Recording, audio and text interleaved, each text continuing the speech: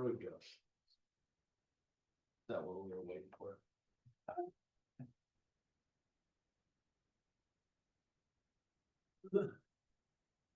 Yep, we'll call it to order. Approval of the minutes from June 5th. Anybody have any questions on those?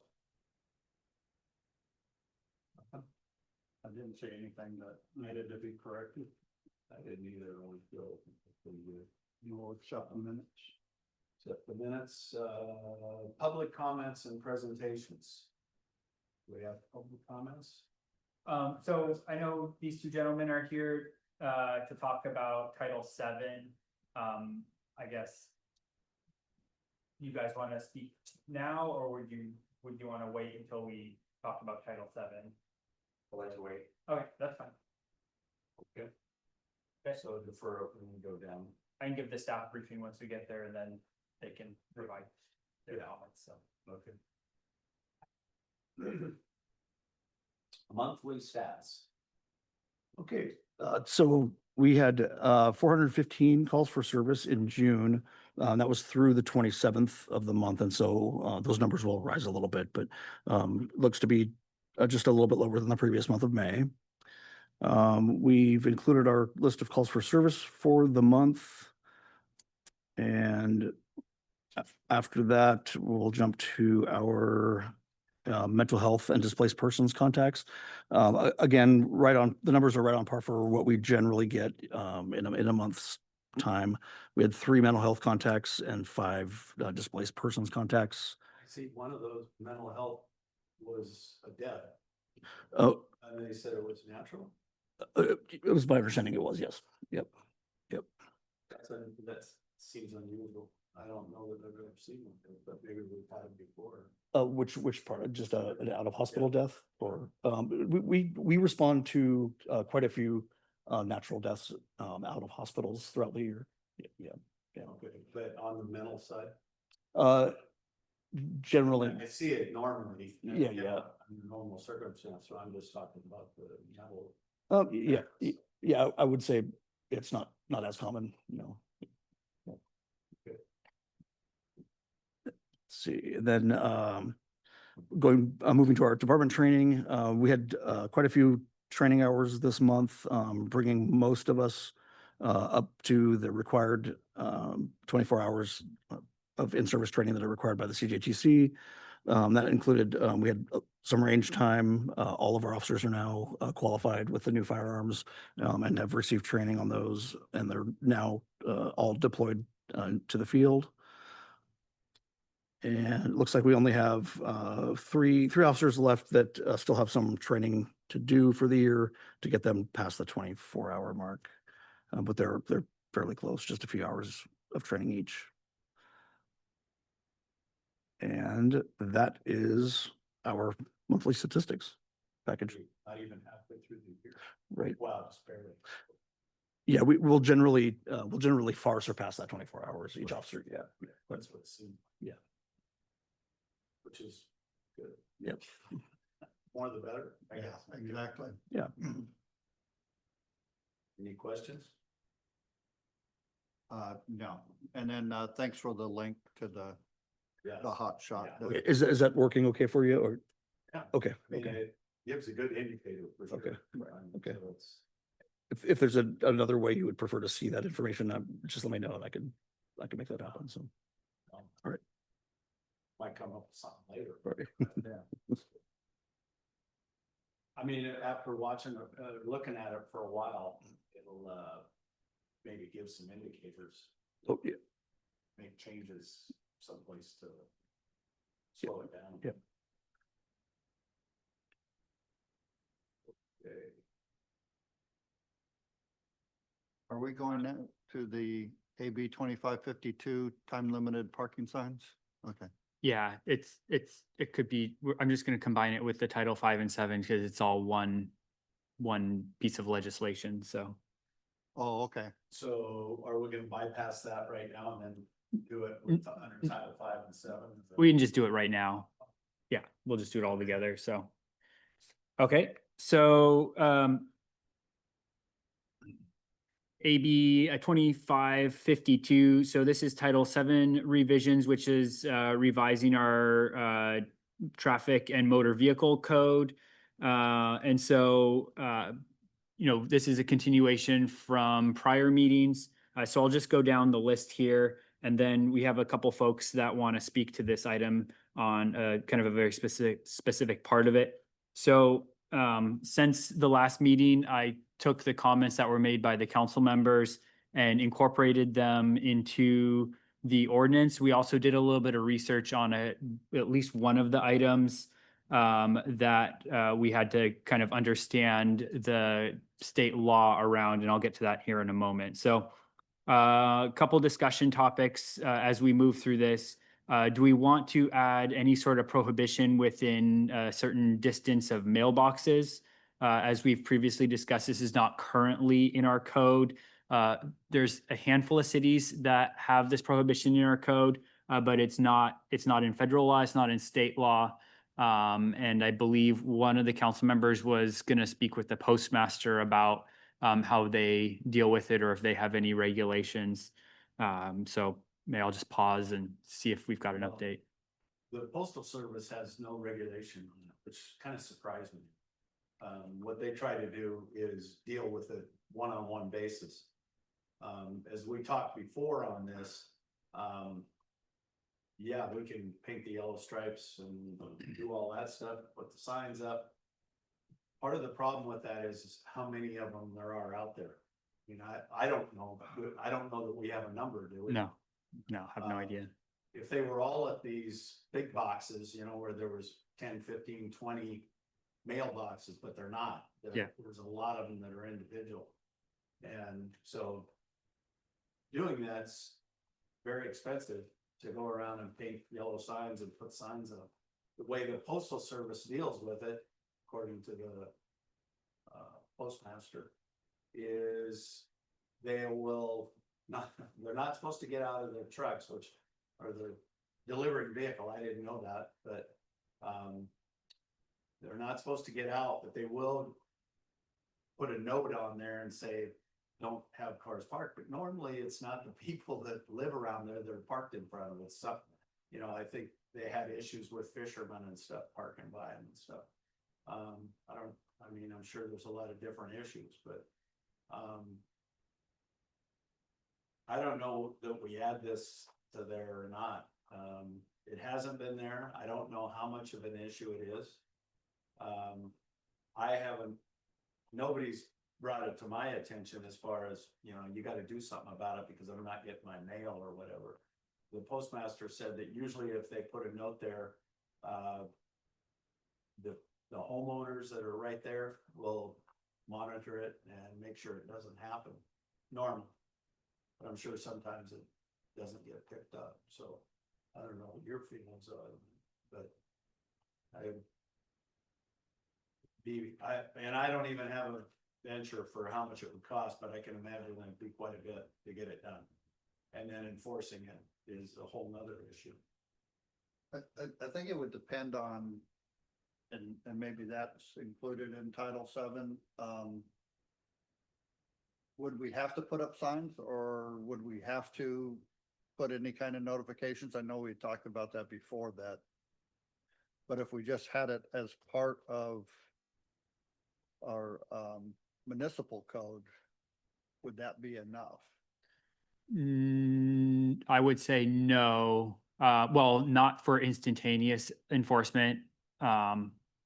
We could certainly go out and we could probably put a 24-hour notice on vehicles.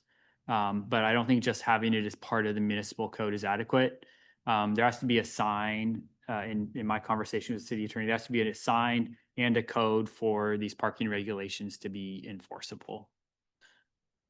So Yeah, I would think so. If yeah, Liz wrote a ticket for it and came into court and yeah. there's no code on Yeah. it. Yeah. It has to I mean, we just recently, I think a good example is, for instance, during the Daffodil Parade, we put up temporary no parking signs along Washington Avenue and Varner. And this past April, we towed, I think, was it 2 cars or something? Yep. 2 cars. And one of the cars was or one of the people that had their cars towed challenged the tow, and said that there wasn't adequate notice provided. And so we had to go and testify in court that there in fact was adequate notice. We had to get a picture of the sign, showing the sign. And so I think, there's a pretty big risk if you don't have it signed, most of those tickets are going to get thrown out and it's just not going to be enforceable. Even with the cost involved. Yeah, and then you're paying the cost, and especially if you have to tow someone because they're like persistently parked in front of a mailbox and there's not adequate signage, then those tows are expensive. It was $600-800 that the city would eat every time we tow someone that's in front of a mailbox. So I would say if we want to make it enforceable, it has to have a sign. There's a lot, because even for the single ones. Yeah. You gotta have a sign. Yeah. Well, I think we could probably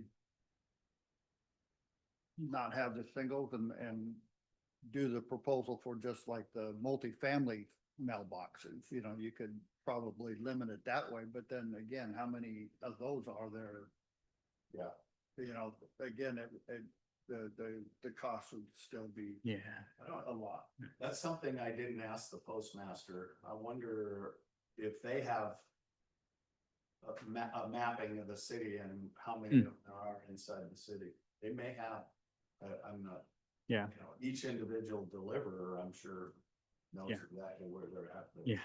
The postmaster has something that says there's 35, I forget what they call Multifamily boxes or, yeah. them. She called them some name. I don't know. I did notice yesterday when I was walking that there was a car along Rydell, one of the boxes along Rydell, where they had parked on the north side of the mailbox. And really, when the post person comes, they're coming southbound because they're driving on the wrong side, right? The Yeah. car. So it would have basically blocked them. They would have had to gone back and then backed up Mhm. to get to that mailbox. But, how long were they there? I don't know. So it was just another. Sure. Yeah. Be qualified to back up. Yeah. I would suggest that if we wait and see, it hasn't, I think as Councilmember Tracy said, we haven't gotten any complaints about it. We may be able to address it on like a box by box basis if we end up having like a persistent issue with a certain mailbox. But I think just to blanket buy signs and post them all is going to be a pretty substantial expense for the city. So. And I think most of the complaints go to the postal service. If there is complaints, I think it goes right to, probably to the person that delivers. Probably, yeah. More than anybody. Yeah. Because somebody's not getting their mail. Exactly. And then, And yeah. she says that's what, the postmaster, that's what she said, was that's what corrects it. Is that delivering person will say something or leave a note, and then the conversation's there, and the people who live right there that get their mail there kind of police it. Okay. So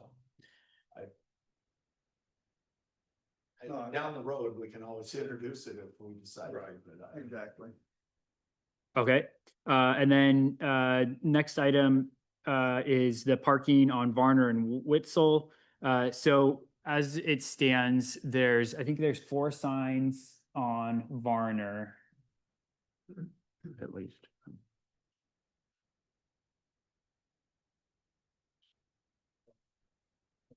Six signs. Okay. So there's about 6. both sides. Yeah, both sides of the street. So I think they say 10-minute parking during the school hours.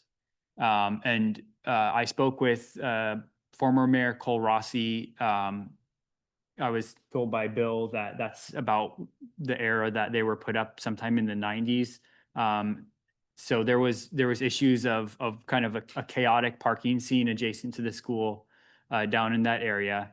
And the solution was to add these kind of short time parking signs, 10-minute parking. during school hours.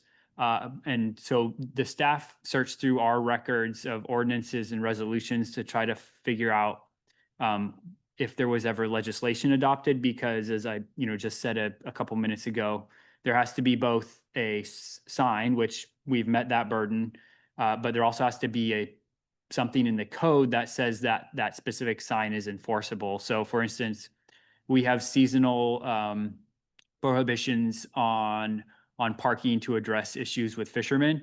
And so there's both signage that is around the city, as well as a specific section of our municipal code here in Title VII that addresses where those signs are and where those, no parking areas are. And so that gives our police team the ability to go out and actually put tickets on people's windows when they're in violation of that code.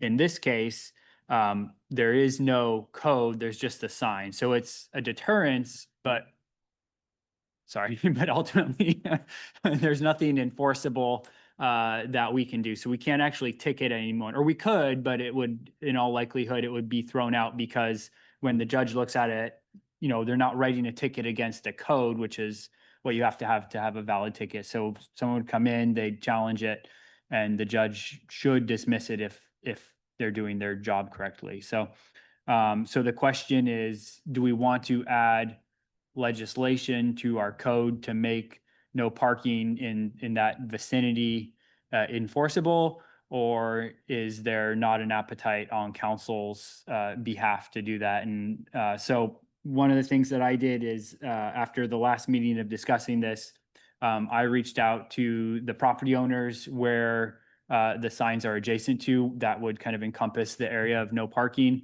invited them to come to this meeting to provide comment to the council as we kind of go through the legislative process here. And so I think, if there's council questions, or if we want to hear from the residents in that area, it'd be up to you, Mr. Chair.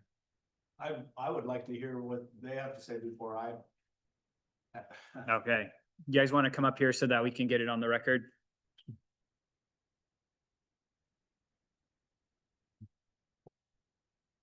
You can just say your name and address. William Nordyke, 219 Varner Avenue Northeast. Okay, parking down there in the 90s got crazy. And I know your wife is on the school board and she hasn't been on it that long, and I understand that, but ever since then, the school district has never taken care of the parking. And now they're in a big crunch. Well, we have to park too. We put a curb in at the city's request, not our own. It was a city request for a beautification project. That's how the trees got there. We paid for the trees. The city came down, dug a hole and put them in. Or actually dug the hole, we put them in. But so we were promised we were going to have parking. That's how the signs came. They put the signs up. And it worked pretty good for a long time. But now it's to the point where they just don't have enough parking. Staff parks there. Nobody gives a damn about 10 minutes or 15 minutes or 20 minutes. Nobody cares about that. But when they're there all day, and when I was still working, it didn't bother me at all because I was gone. But now I'm home. So I get up in the morning, I take my grandson, one of my grandsons, to school and come back and have no place to park. Sometimes I park down by the bus garage. Sometimes I go farther. And it's not just Varner and Witzel. It's Corn Avenue too. You guys should go, well, you can't now because school's out. But if you would have had that and went and looked, you got Corn Avenue. All the kids are parking over there because they have no place to park at the school. But that's not my problem. That's the school's problem. We should be able to come home and park. And Edward owns the apartments across the street, and I'll let him tell you about his problems there. But like I said before, nobody cares about a few minutes because the signs, what they say is 10-minute parking, and unless you're a resident, that's what the sign says. And Ron Emmons had that done when he was the police chief and Sam was the mayor. That's when they had all that done, and it worked well until this year. because his kids just have no place to park, staff has no place to park. But again, it's not the city's job to provide them parking. The school had 30 years to figure this out and have not. Thank you. Any questions? So I do. I live at the far end, so I'm not privy to a lot of the things that happen at this end. So did this just recently come about since they're putting in all those new buildings in their parking lot? Well, So has it become more of an issue than, say, last year when that parking was available in their main parking lot? It's just increased over the years. I didn't notice it a lot of the times because I was still working. I've only been retired for about 6 years, so. But the last 6 years, yeah, we have more and more people parked there.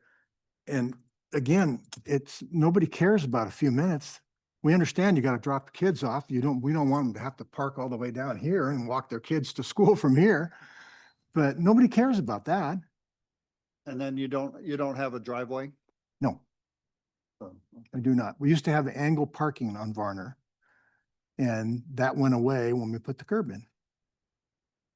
And I guess for T.A. Larson, what does that sign say specifically? Because I heard something that concerns me. I may have a picture of it, but let me look here.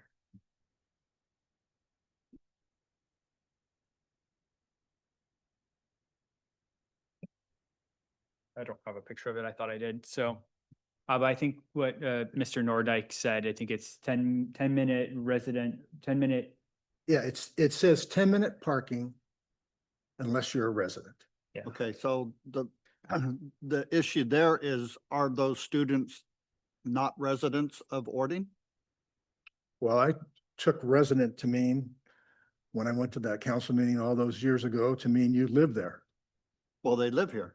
They live within the They don't live confines of there. Ording, so. They that don't would live be- on the and I block. think this is where we may have to get, again, our attorney involved, that what basis is a resident? Is it somebody that's living right there adjacent, or is it anybody within because this came up with the fishing and the signs on Daffodil. Yeah. So if you're a resident of the city, those signs don't apply, but if you Yeah. live outside, those signs apply. Yeah. So we're getting into the same material here that if it says resident and that student is a resident of Ording, Yeah, I think that's, if I know what they wanted to do, but sure. Yeah, no, I think your point's well taken. I think, I think that's effectively what the question before, the committee here is we need to add legislation to define what these terms actually mean. Does resident, and the code would define like a resident is someone local, and, these signs are ready to be replaced anyway, so we could clean that up if we were to keep them. But it would be up to the council to, define in the legislation what a resident is, or is it a local resident or an adjacent resident? Is it, by permit only or something like that? Well,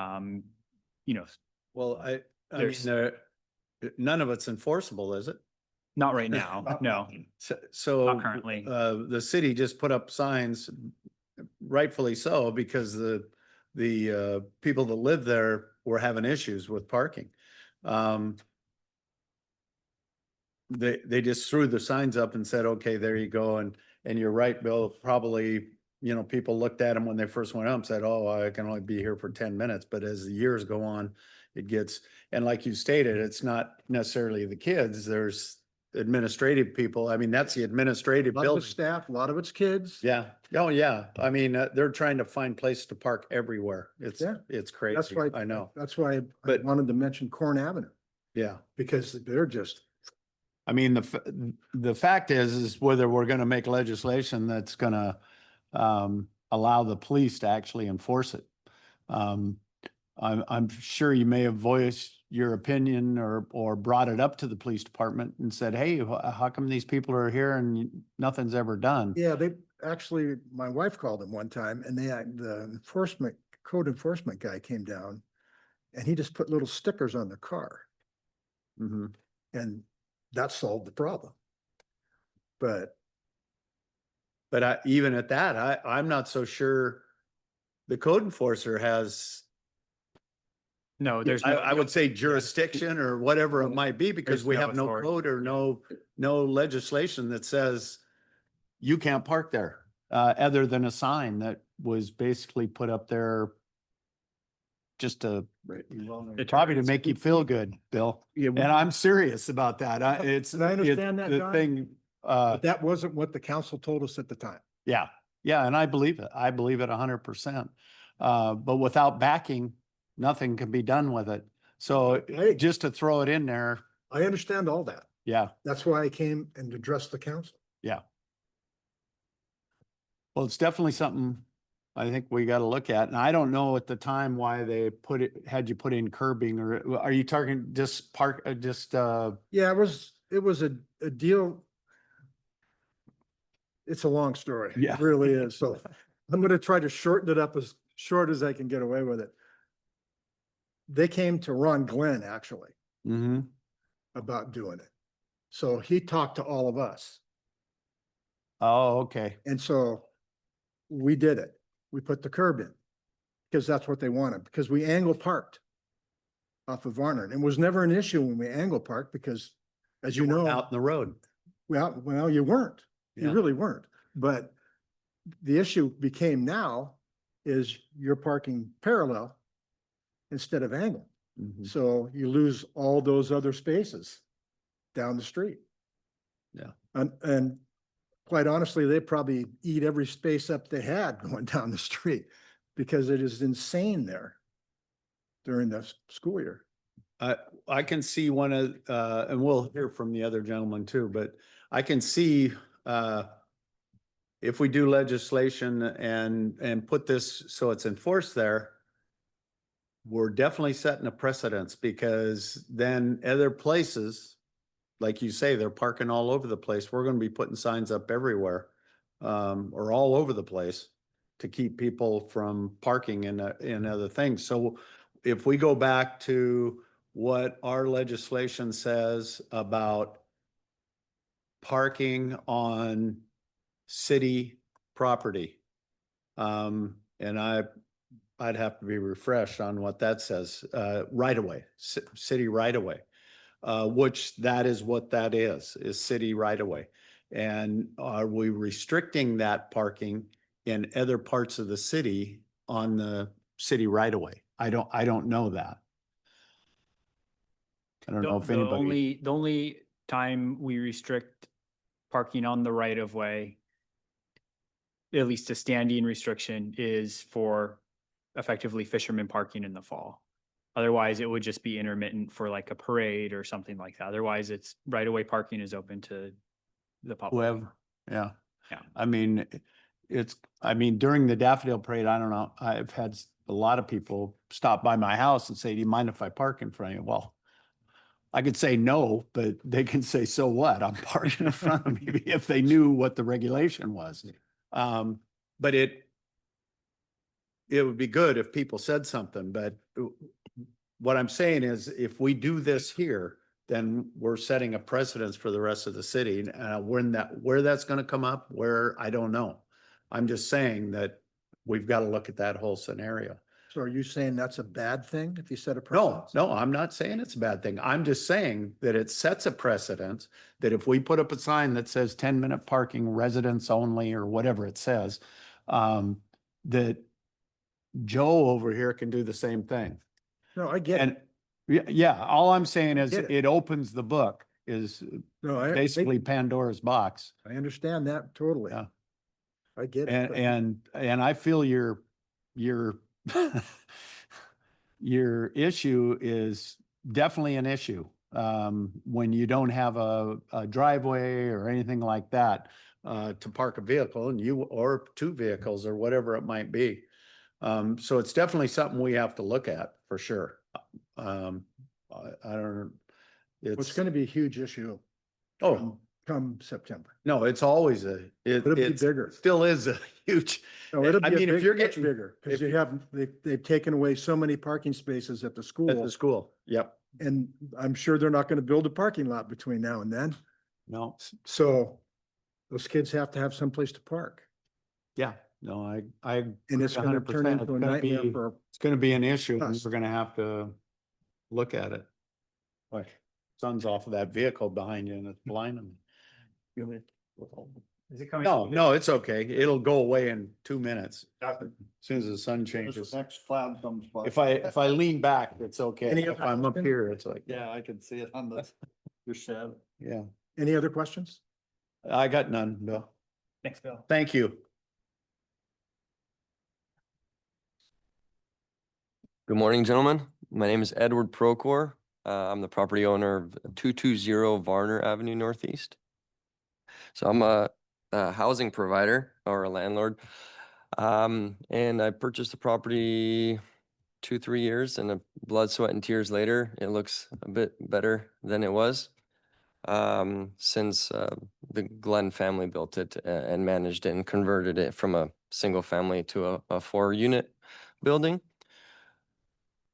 So regarding parking, before I chime in, I wanted to ask, is there no generic code for parking signs? Since it was a unique code for the seasonal fishermen, is there, and there's no other, no parking currently set in the city? No, just the fishing. Okay. Understood. I guess my comment would be, as the city grows, it's something that's inevitable that would probably have, in areas of restricted or no parking, whether it's seasonal or whatnot. So I think a generic code to be enforceable, I would vote, I guess I would, ask if that's possible to be done. So then it's not a unique code for each block of the city or each street. That's my opinion here. But regarding the parking situation, when I purchased the property, there was no driveway parking spot available besides that street on Varner.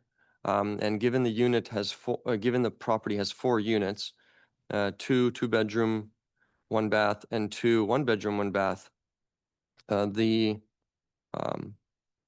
theoretical maximum would be, a couple in 2 of the single 1-bedroom, 1 baths, and a couple with a kid or so, or 2 in the 2-bedroom, 1 baths. And given we live kind of rural, not downtown, big city, everyone needs a car to get to work. And so if you do the math, it's at least of a minimum of 4 cars on my property and a maximum, if there's 2 people in each unit, of 8 cars. The street access that I have at the moment for the length of my property, given the dimensions of my property, is 4 cars on Varner. In order to provide better housing and comfort for the residents here, I had to invest multiple thousands of dollars working with the local landscaping supply store and the company, and renting their equipment and hiring them to clear out a small block of my corner of my property. The corner, I forgot what's the other street on the, what was it? Whistle Whistle. or the other side? Whistle. This way. Uh, I don't know what the name, I can't remember. Yeah, so next street down Varner, it's Witzel. It's Witzel and the corner of the school administration. The one-way street, Yeah, so Yeah. from the one-way street and then the alley, right? that's also, Ammons. Ammons. Yeah. So what I did is I invested my own funds to address this issue for the residents. So now we could park 3 cars on my property because of this issue, because I was gonna not wait for someone to solve my problem. For property management, like maintenance, landscaping, it's maintaining those trees that that came with the property that the city planted. That's, the city doesn't take care of them, so I, handle pruning them, whether it's myself or assist, hiring landscapers to that. But the point is that for me to be able to maintain the property, to come service, maintenance it, fix water heaters that break, I need to have access to the property. And so, yes, there's a garage. It's accessible from the alley, but most people use their garage as storage, maybe one car. So at the moment, I'm absolutely maxed out on cars available. And so with one of the units and folks that are elderly and have a hard time walking from one corner of the property where I created the gravel parking spot of 3 cars to the other property, having them walk around with walkers. I have a disabled resident on the property, and so she has a walker. So the point is that I'm trying to make it as convenient and as pleasant to live on the property. And so the street parking is absolutely important. Given that, actually 3 of the entrances, people just like to, not walk around the whole block to get to their houses. So 3 of the residences utilize the street parking only. And then the other residences uses those 2 or 3 spots.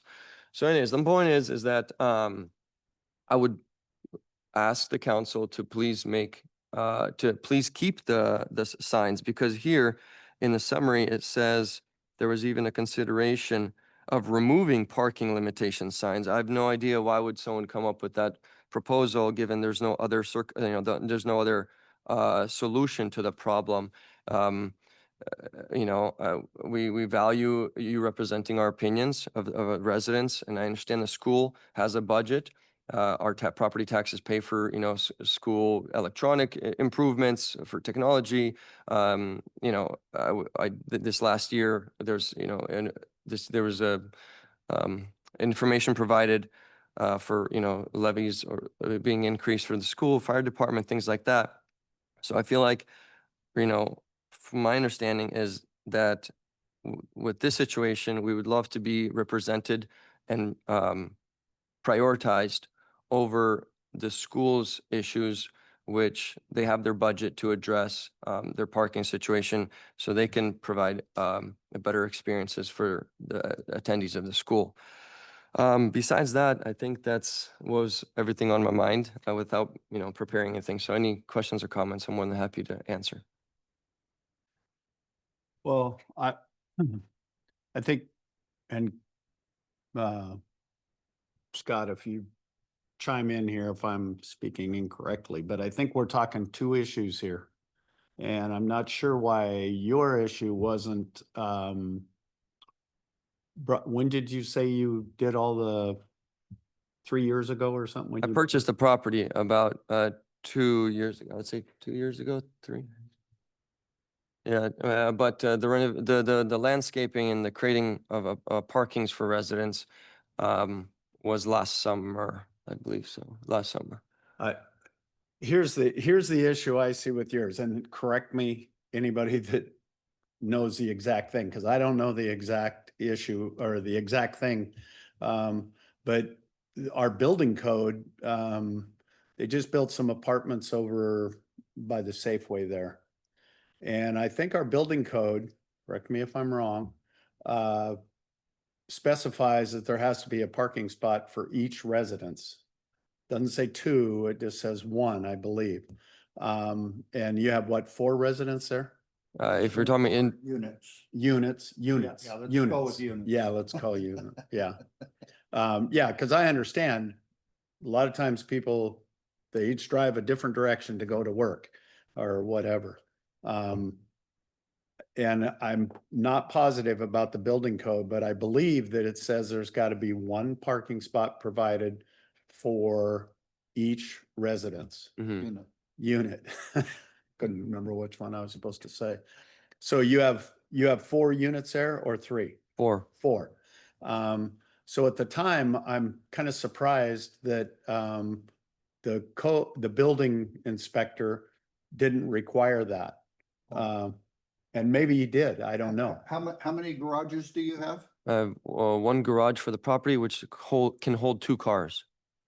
Okay, so there was 2 spots there, and then you said you put in, 3 parking Three- areas three- more, but the thing is, everyone was utilizing the street parking. Pretty much, one resident didn't have a car, and that's the unit that I moved into initially, for the first year of owning the property. Now, one resident has a single car, which lives by herself, and then the other 2 residents have 2 cars. So right away, 3 of the units, excluding myself, already are taking up, those 3 or 4 parking spots on the street. So then the 4th unit is utilizing that garage area. So, I mean, it is up to code regarding what the requirements are for, occupancy and parking spots. But what I'm saying is that the street parking is included in those spots, say that again? the street parking is included in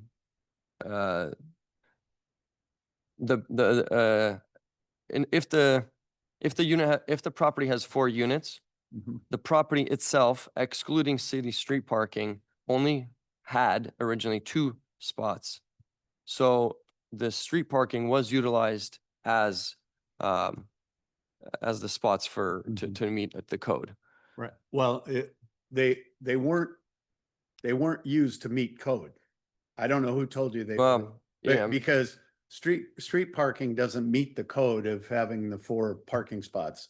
The 4 parking spots need to be on the problem. The whole issue started a long time ago when the prior owner took a residency, which needs 1 parking spot, into 4 units and didn't have the parking spots for it and consistently use the out. Now, I'm not saying we need to take those signs out or anything like that. I'm just saying, I think the 2 of you have 2 different issues is all I'm saying.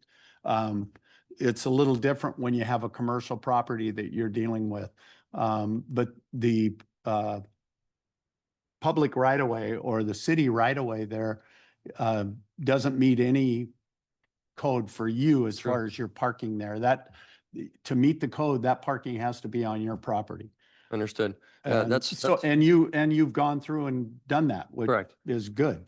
But to just assume then that, well, I got more parking spaces, so I got to have that left open is the issue, is what you're talking about, even though that's not considered part of your parking. It's city Mm. parking that goes along there. But I understand where you're coming from. Yeah, so I mean, as it says, residents only, excluding 10, 15 minutes, and the kids getting dropped off and on, that's, again, I agree with Bill. There's nothing wrong with that. But historically, residents of the block, right? Local residents of the closest building to that street sign, what majority of people have come to understand this and read the sign as. When you mentioned residents of the city, from someone, saying that from one corner of the city parking on the other corner of the city and saying I'm a resident of the city, of course, with lawyers and being explicit on what exact words and definitions mean, I just would go back to the fact that regarding the question at hand, I would ask, please keep the signs in there as is. They have been working as a deterrent, and even those stickers worked as a deterrent, whether they're not enforceable or not. It does the job to scare people away. But if we need to add a code to enforce it, given this next upcoming school season, I think it would be a good income for the police department and city to write up some tickets or whatever. I mean, we don't want to, make money off of our residents. I'm not proposing that. I'm just saying, Yeah, you want the space open, and I don't blame you at all. It's definitely something we've got to do. If we're going to leave the signs up, and this is all if stuff, then we've got to come up with a code or an RCW that's gonna allow the police to enforce it.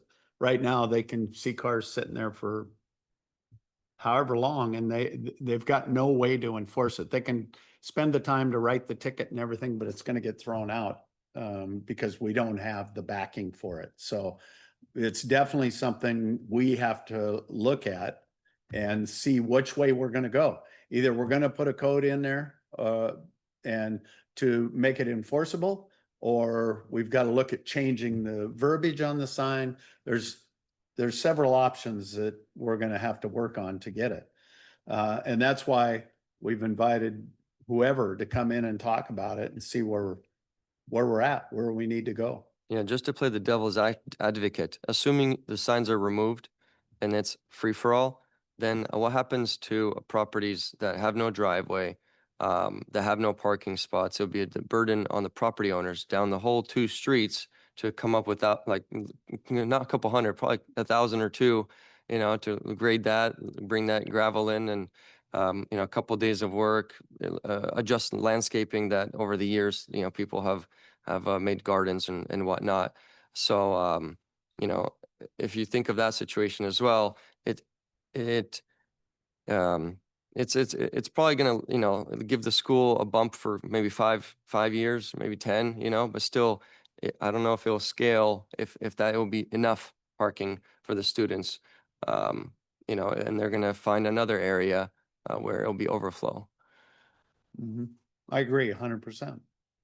School's got to do something, but the school can't really do anything unless they pass a bond, unless the people of Ording or the Ording School District back the school. If they don't back the school, pretty soon they're gonna drive to Sumner to go to school. If there's any questions or comments, that's all I have to say. Thank you very much. Thank you. P.A. Larson, the school. Aren't they supposed to have so many parking spots? Yeah, so when they installed the portables, we did a parking review to make sure that the spots they were removing weren't part of their parking minimums. And so what we found is that they meet the code for parking even with the portables installed. So it would seem, from my perspective, that there may be an issue with how we've constructed our parking code for that type of facility. Maybe that's the code we need to be looking at.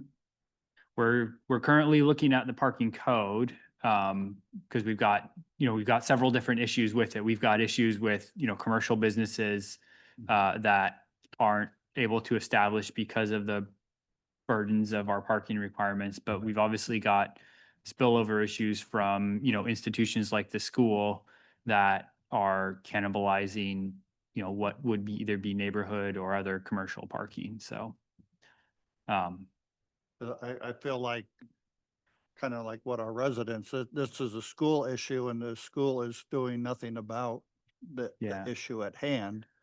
They took out a bunch of parking and let them go park over in Safeway, let them park, over on, the residential streets. Yeah. And I feel like if we put in something just for that area, it's just going to grow through the city because, well, now they can't park there. They're going to park a block away. And then we're going to have those citizens come in. And pretty soon we're going to have signs everywhere in Ording saying, unless you got a sticker, you're not parking here. Yeah.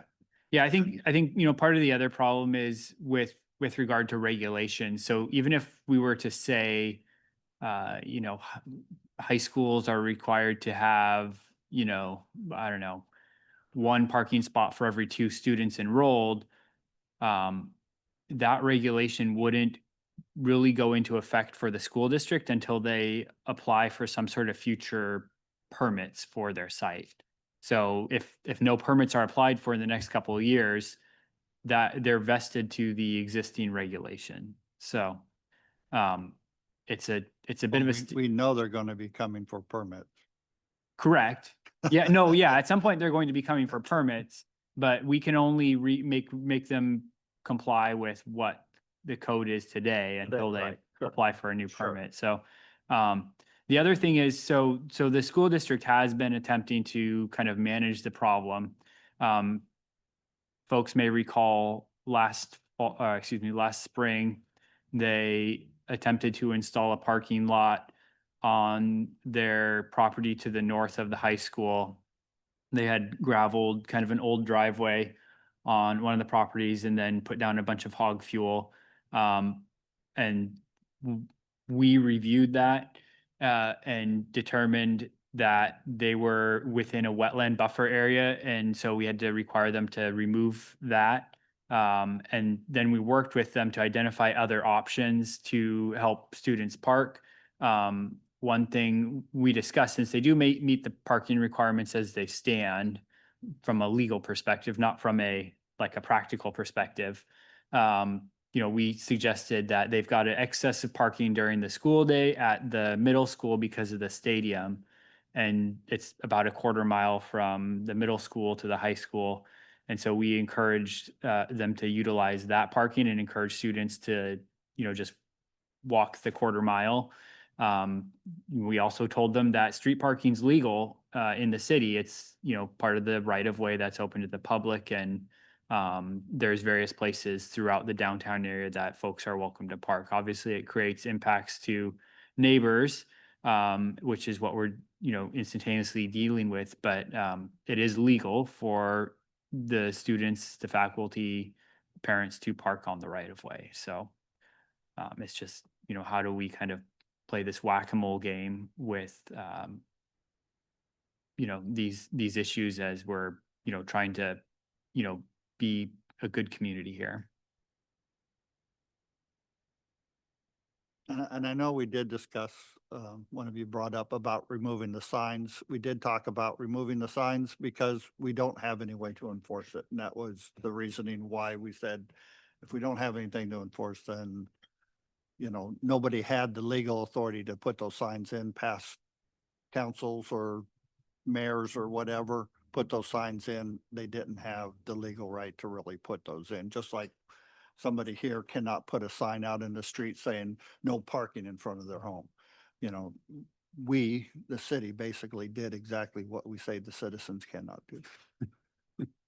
So, and that's why in our meeting, we said, yeah, the signs need to be removed because we don't allow anybody else to do that. So, but it is a problem that we have to, look at and try and see if we can resolve or come up with something. I know the community in the back here, you had asked about other parking restrictions. They will not be allowed to park on one side of that street because the streets are so narrow. So there will be parking only on one side. And again, when communities are built, they're not built with utilizing that as parking. That's what driveways and garages are for. And I see it in my neighborhood. I park both of mine in the garage. I see people that you can't even barely walk in there, never mind park a car. But that's their choice. And so if you decide you're going to fill up your parking or your garage with junk and not park there, then you take your chance of parking out on the street and you can't complain about that. So I just, and people not wanting to park in the back and walk around. If the parking's there and you don't, if you're that lazy that you need to park in front of your house, then again, that's their issue, not the city's issue. So, but it's something I don't like, and I don't know how many houses in Ording, especially the old part, don't have driveways. And that part would concern me if, we allowed that back in the day, that driveways were not part of that or parking was not, then we may have to look at maybe putting in some type of a permit parking for those residents, if they don't have a place to currently park. I think back in the day, and I believe still behind your house, Bill, is a alleyway. And I know Needham's, when they owned the house there next to you, they had their carport was off the alley. And I think that's where a lot of the parking was done at that time because the narrow streets and whatever they were dealing with out in front. So a lot of times it was off the alleyways, where the parking was allowed, or they chose to do that. Well, that's another story. Yeah. My parents came to me and asked me to buy the house, and I really didn't want to buy it, but I did, because they needed money for something else. I had to have it surveyed. The property line of the edge of my sidewalk goes through a third of their park. So it took a long time to convince Wiley. Either we swap piece of property, or you're taking down the carport, because I'm gonna take it. And finally, we got that done. But the apartments across the street, well, they were done back in the late fifties. Yeah. So what were the codes at that time? See, I'm sure they built it to code at that time, because the building inspector had to. What was that, were they built as apartments in the 50s? I don't think so. I think it was a residence. Right. They want. They had a single family resident there. Mhm. That they expanded out, turned those into apartments. The original structure. They had it upstairs. And they just expanded it all out. Mhm. And that's how it turned into apartments. But even when they did the remodel to do that. It had to be up to code. So parking had to be up to code at that time. Right. So I actually was curious about that. When did our current parking regulations go into effect? And just a point of clarity. So we do require 2 off-street parking spaces for each residential unit. But the code, as far as I can tell, just by looking at what's posted, went into effect in 2004. So Hmm. our off-street parking regulations aren't that old, 21 years. So Right. I don't know what year your property was converted into apartments, but That was older than that. early 60s. Yeah. So Yeah. I would imagine it probably met code when it was Right. done. I mean, so- we definitely have an issue, Yeah. and it's definitely associated with the school. Both for students or faculty or whoever is parking there. And some of that we can work on, some of it we can't. I mean, it's like, again, they're operating under what the current code is for the school, how many positions they need or whatever. And so this is definitely something we're gonna have to move forward with and get resolved. I mean, it's definitely affecting you folks for where they park around there. Whether we go one way or the other, I mean, we're 2 people. And we might disagree, so who knows? We're gonna have to bring all the pros and all the cons together, with the police department involved too. How And legal. enforceable it's gonna, and legal, yeah, always legal. I mean, correct me if I'm wrong, but it sounds like the ultimate issue here is whether or not the council wants to provide or grant exclusive access to a piece of the city's property for parking for Right. specific residents. Right. Yeah. Which right now you can't. Yep. So that's the dilemma we're in. And like I stated before, it sets a precedence that people can pick up all over the place and do the same thing. So at some point, we have to identify it, what it is. Maybe changing the verbiage on the signs and not making a code will straighten it out for a while again. Sorry, say that one more time, No, Councilmember. Oh, I'm being facetious. sorry.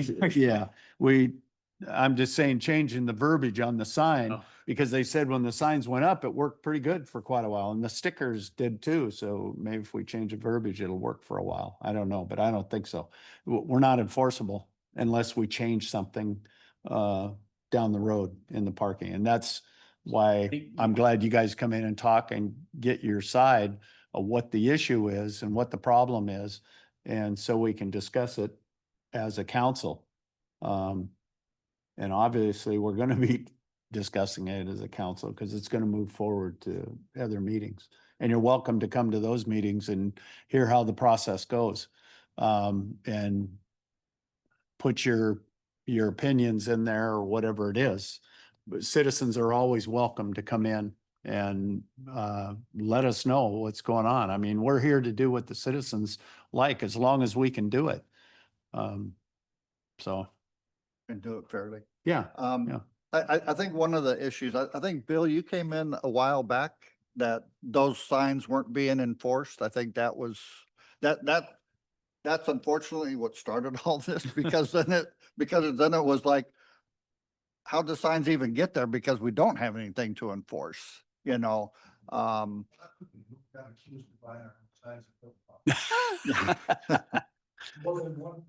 Yeah. Really? Matter of fact, one of them said that they got that from the city.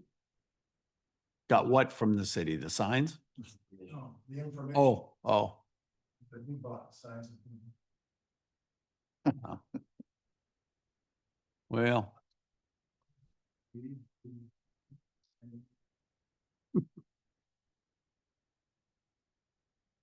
But, I mean, I'm not opposed to just leaving the signs there. If they're doing some good for you, but you know, we've got no way to enforce them. And I think that was the original intent, was that you came down here that you need to enforce what these signs say. And that's when we discovered previous administrations put those signs up without any, no and backing. anything in our OMC, our, right. And you said you were having staff search have unsuccessful? Yeah, so I had staff search through our ordinance and resolution record from the 90s. And then I also spoke with former Mayor Cole Rossi about it, and he said that they put the signs up, but they never passed a code to approve them or to kind Exactly. of make them enforceable. So that's. I mean, Well, I think until we get the whole issue resolved, the signs stay. I don't see any reason to go tear down the signs and then we try to figure it out in the next 6 months or whatever. yeah, We know, and you as residents know, that it's unenforceable, but we leave them up and somebody drives up and says, oh, I can't park here, and drives away. At least it's working on some of them. I don't recommend that we tear them down and say, okay, we're going to work on it now. yeah, I haven't had staff go out there and change it. I figured, like, let's keep it status quo until we figure out what our actual direction is, Right. whatever that I agree may with that. be, but. Yeah. And our officers, understand that they're not enforceable because they look for things like is the sign regulation height and everything. And I believe these are, in addition, they're way too short and they're not, the standard height of what they should be. So they're not going to be, taking enforcement action. Okay. So there shouldn't be any liability issue there. When did they go up? Back in the 90s. Back in the 90s. We probably only had two public works people at that time, and they probably said, well, just throw them up. Well, it was, my understanding is that the council voted to purchase the signs, Mhm. and then staff installed the signs that council voted to purchase. But for whatever reason, there was never Anything to enabling back the legislation signs, to yeah. enforce the sign, so. Well- Maybe, I mean, it's hard to say what the intent was because we have no legislative record other than we are paying for the signs. In my mind, it's just a deterrence exercise. And, as you just Mhm. pointed out, it's worked for 30-ish years as kind of general deterrent. That they hadn't passed the code, we would have set on the city council. Yeah. We were told. Well, if you were told by a city official that they did pass it, your best bet would be to check the code. Seriously, even nowadays, if I came to you, Bill, and said, hey, we passed a code on that sign, back me up, go look. In the audience, when they voted on putting the signs up, Mhm. enforcing the code. That's what we were told. We left it alone now. Yeah. Yep. I'm just stating, Believe me, In the if we future. would have known that then. it yeah, would have been yeah. The whole block. No, I understand. Yeah, yeah. And you can bring the whole block when we discuss the thing too. I mean, it's all public knowledge. We're gonna be discussing it. And all that. Yeah, But I'm gonna give one more comment to the school. It's not about passing a bond, Mr. Dodd. It really isn't. The parking problem's been going on for 30 years. We've passed a lot of bonds in 30 years, mhm. but they never addressed parking in any of those bonds. Right, and I think that's what we were just talking about, is we need to update that ordinance that we have regarding the school parking, so that the next time that they come in here for a permit, then they can be held accountable to a new requirement for new parking, because they've always had the old parking. And they always had, they were to code, so they didn't have to change anything. So as they grow, they've always been within the current requirements. So we need to update the requirements as far as that goes. Absolutely understand that, Right. but again, they had 30 years to address this issue and it failed. But I think we failed because we didn't update our parking requirements for the school as they grew. It should have been looked at that time, that as that school was growing, that they needed more parking. And so when's the last time that's been addressed? You know, probably 2004 was the last update to Right, that code as so- well, so. another 21 years. And I you think know, that's why we're going through it now. Right. It's just coming to a head now, and it's like, we need to do something about it. So we need to address not only right away out here on the public street, but the requirements that the school has, that we need to do a better job of making them come into compliance, of getting more parking spots. So they've got I think they've got more money than we do, so you know, they can go out and buy land and put in parking lots for their facilities, so. They're trying to park it safely. And Right. then they've got cars coming. Or threat to have cars coming. And it's just, like I said, it's just gotten worse and worse and worse. So now it's to the point. We won't have any parking at all. It'll be parked all the way down the street.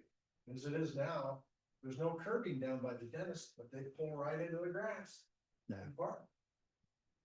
I've seen the same thing in Bonnie Lake. I was up there doing some door knocking a while back. And many of their streets up there, there's no public parking. And for me, you know, I'm just up there to do some door knocking, and, you know, I had to park way far away and then walk back. But again, how far, you know, and I don't even know why those signs were there, because I didn't see anything locally that there was a park further down, but I mean, it was blocks and blocks away. So I don't know if it was why they were putting signs up, no parking. And I couldn't understand why, but you know, that's what would end up happening here, is what I'm afraid of, is that we would be putting up signs like this everywhere in every neighborhood, and I don't think that's our intent of doing that. And I understand that the parking problem is only from September till school gets out. There is no other problem with parking, only during the school year. So you Oh. limit the parking for fishermen for a season, why can't you limit the parking by the school? We're not, Few months. we're not saying we can't. For the purpose, for your guys' purpose and for other citizens that are there and having the issues, this is what we need to hear and what we need to move it forward. And so in the interim, until we get this issue resolved one way or the other, however it comes out, because this is all going to move forward and we're going to talk about it at the council meeting. And again, I invite you to come to the council meeting also. Okay. I'm just telling you how it all works. And, we're just not sure how it ends up, you know? But we're going to move it forward and, discuss it and try to come to a good decision for everybody. So, I want you guys to be assured that that's what's going to happen. We got to get it resolved.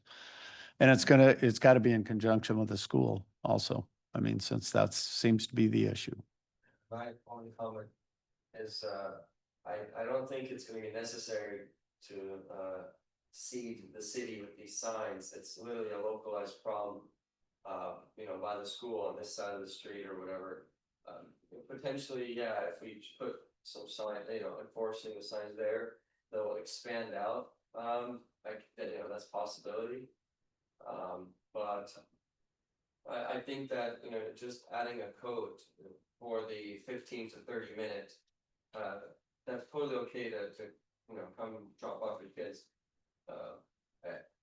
It's just all day thing, I think it's fair for the residents there, on these two streets, to be, I guess, protected from an all day parking, like. Yeah, Up to 30 minutes is not a and problem. that, Adding a code enforcing it. and I think that's where we have to have that discussion. And then I think, CA Larson may have said something about maybe like a permit or something, because the way the sign reads now, it says resident. And again, even with our fishing, requirement there, right? Those are for the out of town citizens. They need a parking permit. If you're a resident of the city, you do not need a permit to park over there or over on Daffodil. So that's where, if we look at this, it'll have to be, because I don't want to keep it the sign as it is. And then again, anybody can park there if they're a resident. So, we'll have to have that discussion. I would probably go for, I'm more leaning, just thinking now is like, having a permit. Because, like you said, it's just a certain time during the school, but if you had a permit and other people didn't, then as far as, our police officers can drive by and easily identify those cars, so. I dealt with a lot of cities. They were in King County, Moines, away, SeaTac. I've done with a lot of them. And their solution for some of their problems like this, they said residents of this block. Yeah, if I were in your position, I would, I would come prepared, with arguments of why you should have exclusive access for, X amount of parking spots.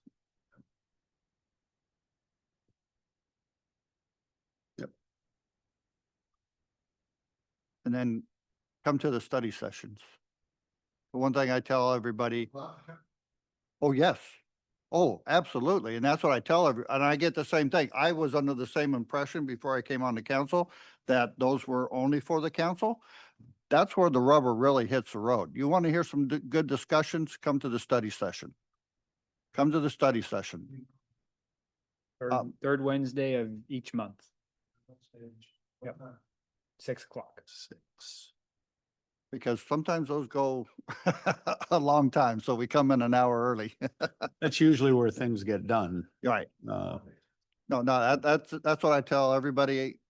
They say, well, I can only come to maybe one council meeting. I said, if you're gonna only come to one, come to the study session. That's where stuff gets done. I think it's important to mention that there's no public comments at study sessions. It's just an opportunity for observation. comments happen at this committee meeting and then at the council meeting. So, but you can provide written testimony and we can include it in the That is- record for council to review, but.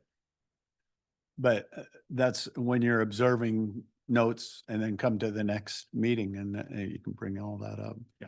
Well, thank you for coming and giving us your thoughts, opinions, and maybe even some solutions to the issue that we're dealing with. And obviously, it's a big issue. So we're in the middle of changing our traffic policies and our parking issues. So it's a good time. So we'll work on it. Keep going. Okay, we've got more of this title, so. Yeah, go ahead. Okay. Okay.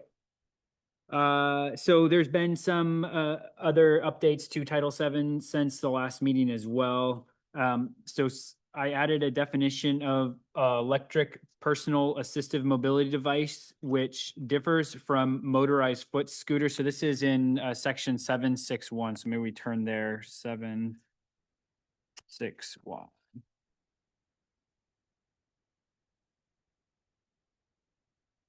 So I've added definitions that are consistent with state RCWs for these devices, because I think there was a question about Councilmember Sproul said, what about like one-wheel vehicles? Yeah, to address one-wheel vehicles and vehicles that don't have handlebars. And so I was able to find an already codified definition so that we're consistent with state law. And then I've updated subsequent parts of that code to be consistent. You at? on that? Sorry, section 7-6-1, Oh, -1. starting with the Okay, I thought you definition. did that. So it's all highlighted yellow, a big block of yellow text. Okay.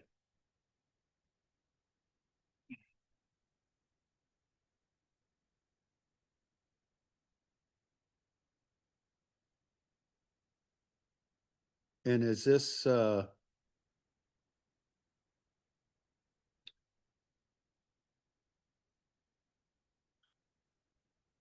this is on city sidewalks? Is that what we're talking about, or what are we talking about here? Sure. So we're talking about within the prism of the right of way. Right. So there's Oh. law that allows Basically on the road then? on the road, correct? Okay.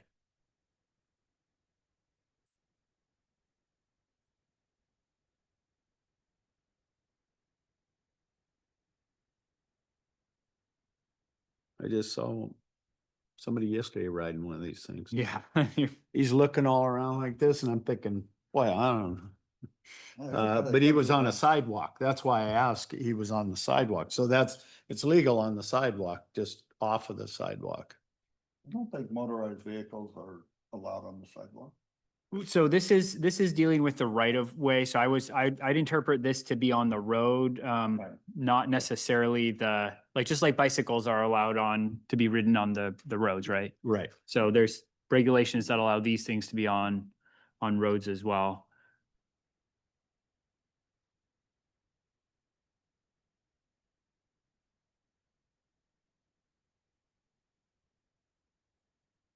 Any questions about those electric personal assistive mobility devices? No, No. I think Okay. you pretty well covered it there. Okay. Yeah. Got it. There was a question in 7-6-1. 7-6-1, That's the one we were just talking about. yeah, I guess it was. Oh, subpart F. Okay, there we go. Oh. So the next page, about best or BMPs I guess F. I think I should have said E actually. So the one above that. So we had the abbreviation BMPs. So that refers to part of our stormwater system. So for instance, our rain gardens is an example of a BMP. And so I've changed the language there to be just stormwater facilities so that if you are driving over our rain garden, then we've got code that prohibits that because it obviously doesn't function as a roadway or a park. It's part of our storm infrastructure. So And then seven, any questions about BMPs or best management practice or stormwater facilities there before I move on? No. Seven dash eight dash one, so related to golf carts. So there was a bit of back and forth at the last meeting regarding motorized, or excuse me, golf carts powered by gasoline engines. Because our existing code restricted golf carts to electric golf carts. And so I looked back at the RCWs, and it appears they define golf cart slightly different. And based on so that was probably what the council, when this was originally enacted, requested. So just electric golf carts, but there seemed to be a desire to kind of expand that definition.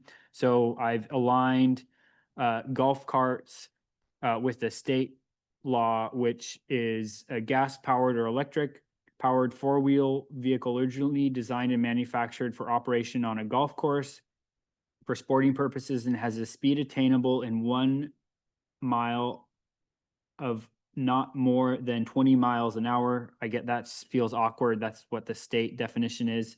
A golf cart is not a non-highway vehicle or off-road vehicle as defined in RCW 4604 365. So basically a side-by-side is not a golf cart is what it's saying. Right. So Specifically a side by side? I'm providing an example. A side-by-side is an example of an off-road vehicle. That's what the RCW 4604 365. I believe so. It's been a month since I looked at it, so I'd have to. I'm just trying to get clear, yeah. Because they can attain more than 20 miles an hour. For Correct. sure. Yeah, and they're licensable. Those side by sides are. Right. Yeah, they're separately licensable. So And they weren't designed for a golf course. Correct. Yeah. And a golf course probably would not allow them. More than likely, no. they're designed for tearing up golf courses. Yeah, right. Okay. Any questions about our updated definition of a golf cart? Any concerns or heartburn with that definition? No, I just felt like we were missing half of the golf carts if we didn't have that Fair enough. gas in there. Yep. Okay. And if we clock a golf cart going, 26 miles an hour, then they'll get 2 tickets. So for the speed and the, Probably be better off catching them not stopping at stop signs. yeah. Okay, and then there was also discussion, because our code in the state law allows for non-licensed drivers to operate golf carts on city streets. However, there was, I believe the discussion at the last meeting was, what about people with suspended licenses? And so I've added a provision that says that no one with a suspended license can operate a golf cart on a city street. So as long as you either have no license or have a valid license, you're good and you're 16 years or older. But if you're suspended, it's still prohibited. So That's revoked in there as well, just to be safe. Revoked, suspended or revoked. we should add or revoked. Okay, got it. You said, I think you just said just 16 years or older Correct. without a driver's license? Correct. Yeah, because if they've completed a driver education course. Yeah. So I think if they've got their written test done, and no driving test, or they don't have a license. then- I think the thought was like for folks that may have given up their driver's license, Oh, but maybe still feel comfortable driving a golf cart at lower speeds. us older people, you mean? I have not qualified. Was implied. I don't know, maybe there's some year-olds that are giving up driver's licenses for some reason. I don't know. So, anyway, so Yeah. I think that's what the intent of how that language is structured, so. Otherwise, those are the changes from our last discussion. Everything else has remained the same. in here. And then, of course, there's obviously discussion regarding parking on, Varner. I think, I'd request some direction from council on what, if anything, should be brought forward. We can craft language that would make signage, no parking signage enforceable. Or, I think we need to move this forward to a study session to where we can get the whole council involved in it. Okay. I mean, we can put something forward and say, let's put an ordinance to this, let's change the signs, let's take the signs, we can do any one of those. But it's gonna come back to us again if we don't get that resolved in a study session.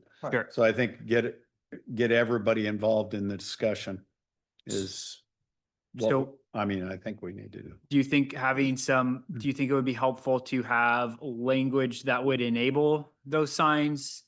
I'm not going to draft a full ordinance, but just an example of what a regulation could look like so that you have something to debate, or do you want it just kind of conceptual like we've got on the agenda bill? I like the idea of, to see what a ordinance would look like Okay. and whether it's going to pertain to this specific thing. I mean, there's more issues than just having an ordinance to do that, because I can see this turning into a Pandora's box almost. Yeah. And so, Yeah. so the conversation's got to go to the council, because I'm sure some of those people will have. Yeah. I think, so there's going to be a couple things that are going to have to happen likely. So one thing that popped into my mind is right of way is a public good. It's not owned by an adjacent property owner, and nobody owns, the right of way in front of, a house down there. It's the city's, it's for public access. And so, I'm gonna check with the attorney, but is there an issue with effectively a gifting of public funds if we were to restrict right of way usage to adjacent property owners? Because now they have exclusive use of city property, which typically we don't do. We can rent city property, but we can't Give it away. basically give it away for a private. So what you're, use.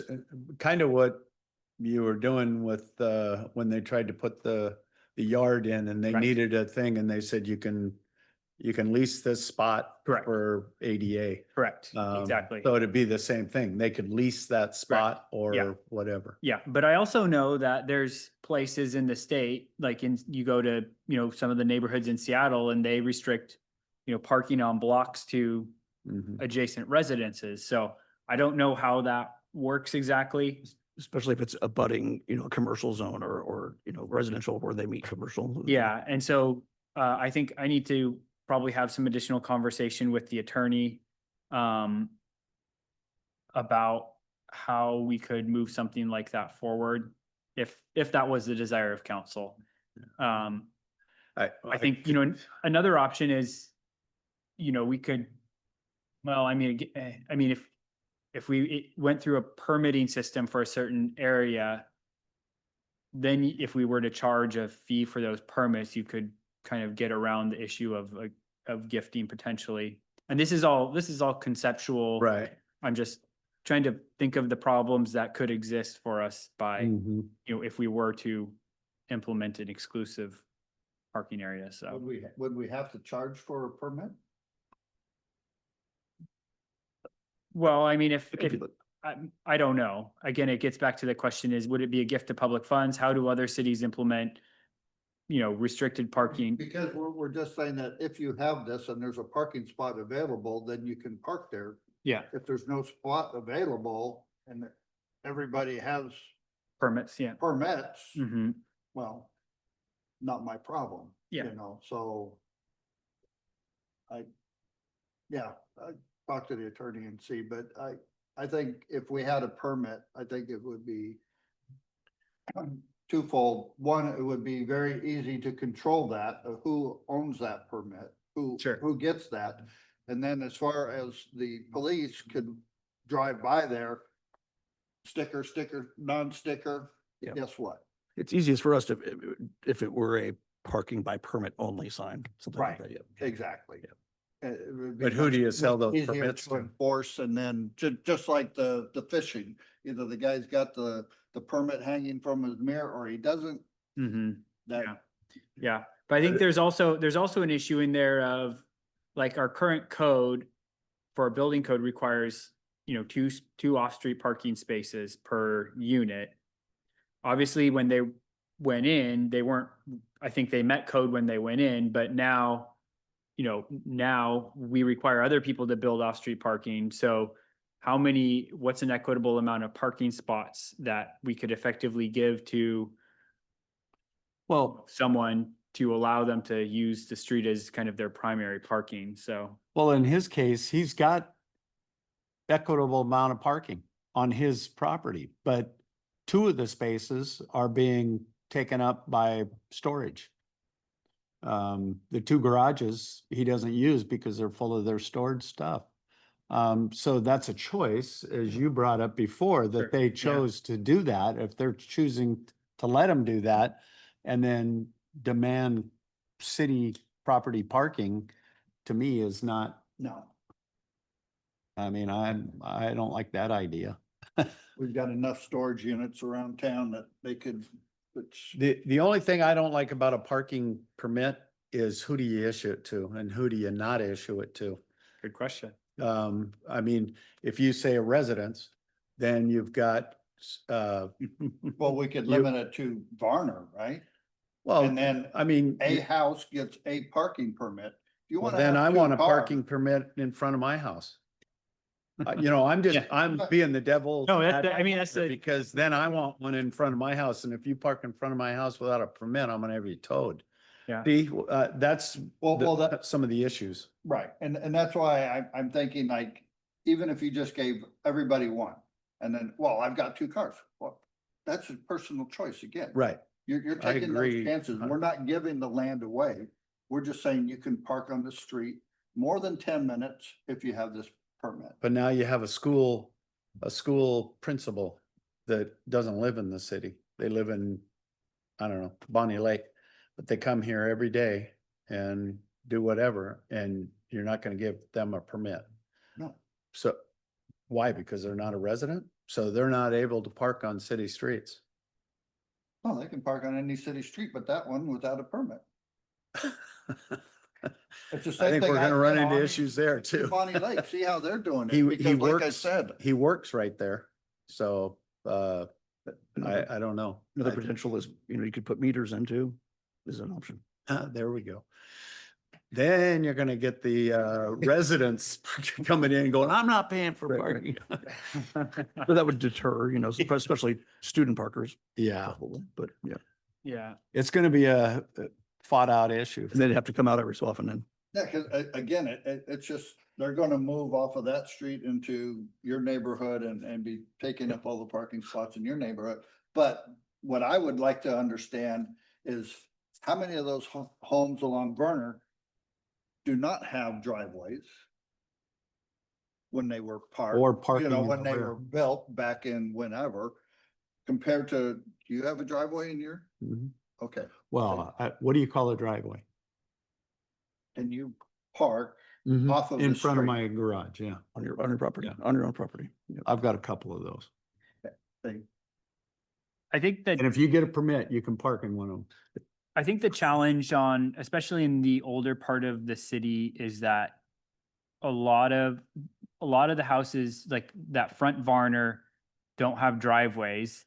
Some of them do, but most of them abut an alley in the rear. Hmm. And, a That- lot of times, when these neighborhoods went in, there was, the house, there was no driveway in the front, but in the back you had a garage and you'd access through the alleyway.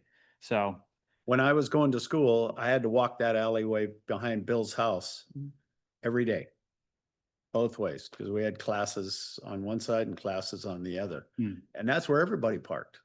That alley was parked, even the houses where they tore down now on Washington Avenue or on Oh, one that- sixty-two. About Those- Rainier. Yeah, Yeah. all those houses parked in in the back, in the alleyway. They drove down the alleyway, they had access to a garage, or they had carports, or they had, like Bill said, you know, The the driveway, driveway got built yeah. on the wrong place, but they all had access through the alleyway. They may have had a vehicle out in front too, but fewer. So then I guess could we limit to those houses that do not have some sort of driveway or That's. Every house other than one in that abuts Varner there doesn't have a driveway, so. But only- that's sticky too, because I mean, or is that because of their own choice, or did that, Well, or did they have one at one point, you know? Right. Yeah, Because and now the in building, 1940, they didn't have parking, right? We already established that that code didn't start till 2004.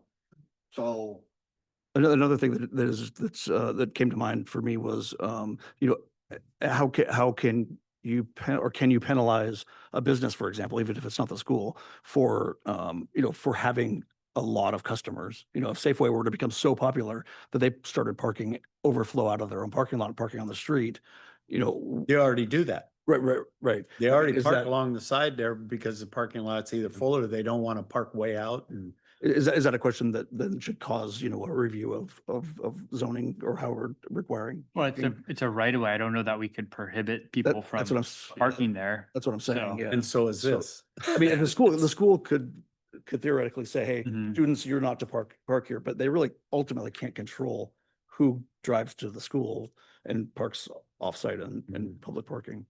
And the only way you'd know it's a student is if you were right there observing it and, yes, yeah. This is definitely an issue we got to move forward and discuss. It's gonna take more than one study session, I'm pretty sure.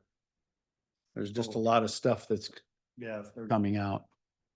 But I do like the idea of you bringing with it some kind of a code or an enforcement Okay, that would help, and then we can work through that. Okay. I mean, obviously That would help facilitate the discussion. sure. Yeah, Okay. let me think here. So that's, I would say it would probably be easiest, if there was a decision to keep those signs, to either change them to, you know, parking, 10-minute parking between these hours only Yeah. for school district yeah, hours. the signs need to be replaced, Yeah. whatever, or either they need to go or they need to be replaced, but those signs aren't gonna stay. Right. Yeah. So, but they're fine deterrents for now. Yeah. Right. So, Okay. okay, that is all I have on Title VII. So I guess maybe the question is, there's some important changes in Title VII that need to be updated. And so I'd like to maybe bifurcate this issue. And we'll keep talking about the parking on Varner, Mhm. but maybe move Title VII forward for final approval, kind of as it was reviewed today.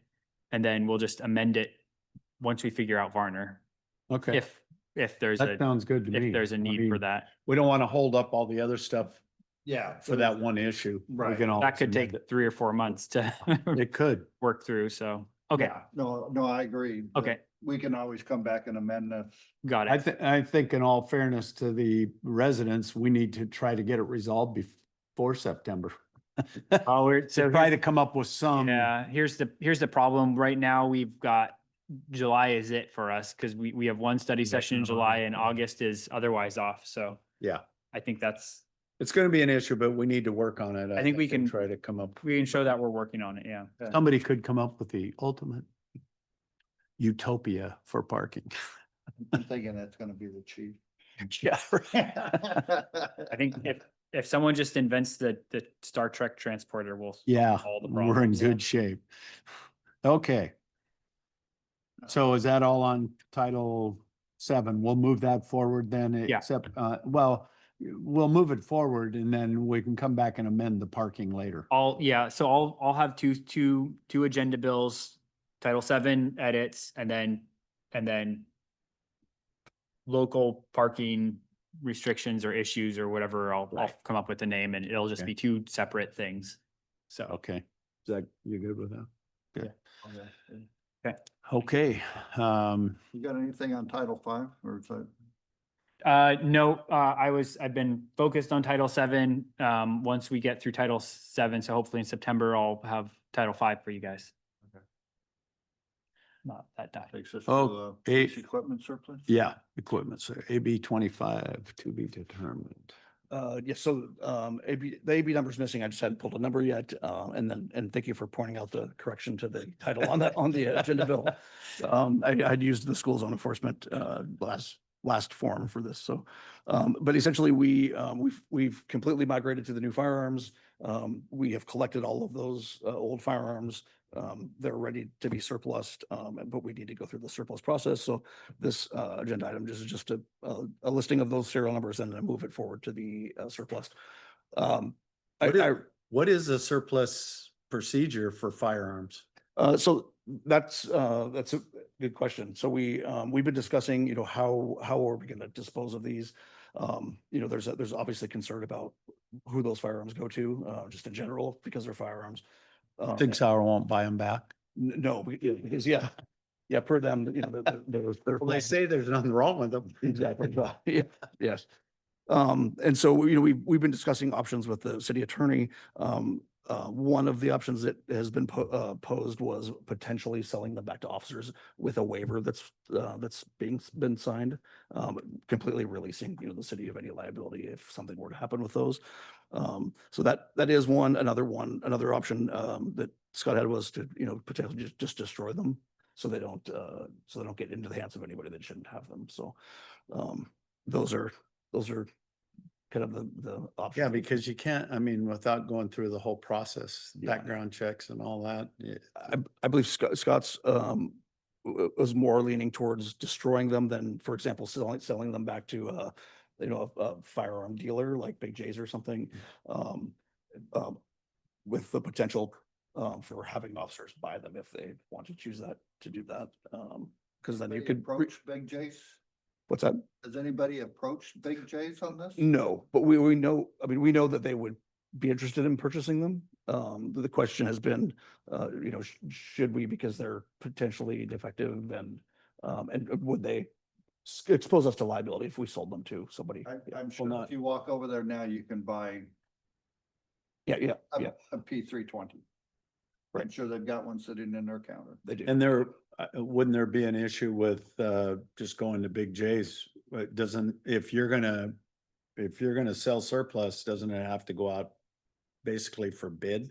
In other words, there could be other arms No, purchasers? no, Oh, you it don't? doesn't have to go out to bid. I think Oh, okay.